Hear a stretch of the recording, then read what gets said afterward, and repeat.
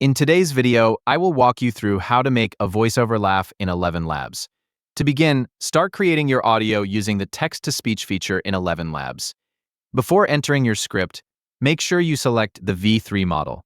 This is an important step because the V3 model supports expression tags that allow you to control how different parts of the speech are delivered. Once you've selected the V3 model, you're ready to enter your text.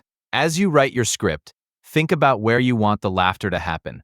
When you reach that point in the text, you'll insert a tag directly into the script. To make the voice laugh, type either the word laughing or laughs inside opening and closing square brackets.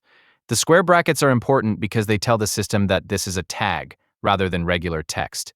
Place the tag exactly where you want the laughter to occur. When ElevenLabs processes your script, it will recognize the tag and use it as an instruction to include laughter at that point in the generated speech. Continue writing the rest of your script as normal. If you want laughter to appear more than once, simply insert another laughing or laughs tag inside square brackets wherever you want the next laugh to happen. After you've finished writing your script, take a moment to review it. Check that you've selected the V3 model and make sure each laughter tag is enclosed correctly within square brackets. Verifying this before generating your audio helps ensure the tags are recognized properly. Once everything looks correct, generate your voiceover. Listen to the finished audio and check that the laughter appears where you intended.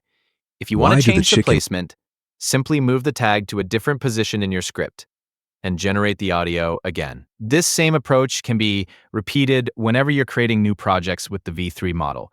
You can continue placing laughter tags wherever they fit naturally within your dialogue. Using the V3 model together with expression tags gives you more control over how your voiceover is performed. Instead of relying only on the spoken words, you can include moments of laughter directly in the script by inserting the appropriate tag in the correct location. Please like and subscribe if this video helped you.